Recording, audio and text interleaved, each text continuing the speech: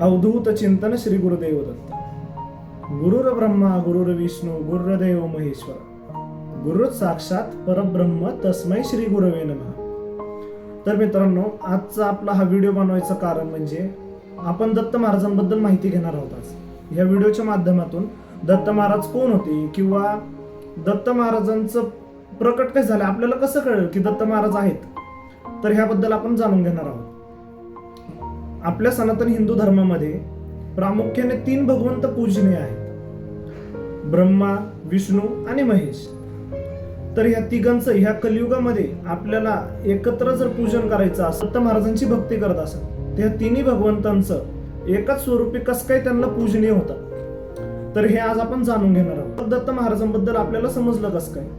पुरातन ग्रंथांच्या अनुसार ह्या पृथ्वी लोकावरती भूतलावरती अनुसूया माता आणि त्यांचे पती ऋषी आत्रेय मुनी राहत होते. अनुसूया माता जे आहेत ते खूप पतिव्रता आहेत किंवा त्यांचा पतिव्रता धर्म हा सर्वश्रेष्ठ आहे.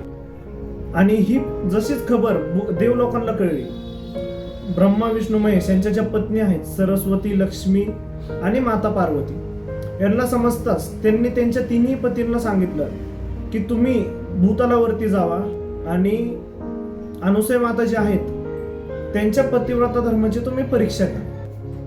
तर तसंच होतं. तिघही भगवंत भूतलावरती येतात आणि अनुसूया मातेपाशी एक साधू वेशभूषेत येतात. साधू वेशभूषेत येऊन ते अनुसूया मातांना बोलतात की आम्हाला भिक्षा दे, आम्ही साधू आहोत, आम्हाला भूक लागली आहे, आम्हाला अन्नदान कर, पण तू आम्हाला अन्न देताना निर्वस्त्र होऊन द्यावे ही इच्छा प्रकट केली. आणि अनुसूया माता प्रश्नचिन्हात पडले की आपल्या अंगावर एकही कापड नाही आणि आपण कसं त्यांच्या समोर जायचं, आपण कसं त्यांना अन्न द्यायचं.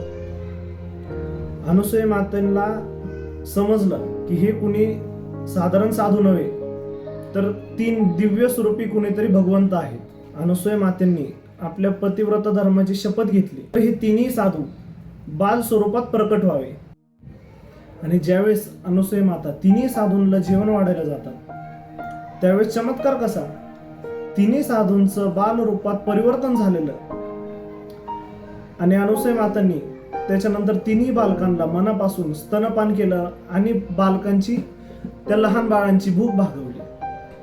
ही खबर जशीच देवलोकात तिन्ही देवींना समजती, तिन्ही देवी अनुसूया मातेंकडे धावत येतात आणि त्यांची क्षमा मागतात की आम्ही मान्य करतो किंवा आम्हाला समजलं की तुमचा जो पतिव्रता धर्म आहे तो सर्वश्रेष्ठ आहे आणि आम्ही तुमची परीक्षा घेण्यासाठी हे सर्व केलं. तुमची परीक्षेमध्ये तुम्ही सफल झाला, तुमची परीक्षा पार पडली, तर आता आमचे तिन्ही जे पती आहेत त्यांना मूळ स्वरूपात परत परिवर्तन करा ही इच्छा प्रकट करतात.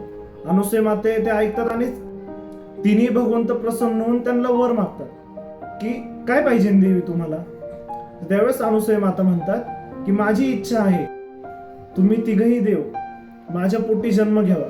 देव त्यांना वरदान देतात आणि निघून जातात. आणि काही महिन्यानंतर तसंच घडतं. अनुसूया मातांना 3 पुत्ररत्न प्राप्त होतात, ज्याच्यामध्ये ब्रह्मचंद्रमा म्हणून, महेश भगवान दुर्वासा ऋषी म्हणून आणि जे विष्णू भगवंत आहेत ते दत्तात्रय रूपात प्रकट होतात. आणि ज्यावेळेस दुर्वासा ऋषी त्यांच्या तपस्यासाठी वनात जात असतात, त्यावेळेस ते जाता जाता दत्तात्रय भगवंतांना त्यांची सर्व शक्ती देऊन जातात. आणि ह्याच्यामुळे हे तिन्ही देवांचं किंवा ब्रह्मा विष्णू महेश हे तिन्ही देवांचं मूळ रूप आहे ते आपल्याला दत्तात्रय भगवानमध्ये पाहायला मिळतं. तर अशा प्रकारे दत्त महाराजांचं प्रथम रूप किंवा दत्त महाराज आपल्याला माहितीमध्ये कसे आले हे पाहायला मिळतं. व्हिडिओ आवडला असल्यास सबस्क्राईब करा, लाईक करा आणि कमेंटमध्ये अवधूत चिंतन श्री गुरुदेव दत्त लिहा. काही व्हिडिओमध्ये माझ्याकडनं चुकलं असेल तर क्षमा असावी.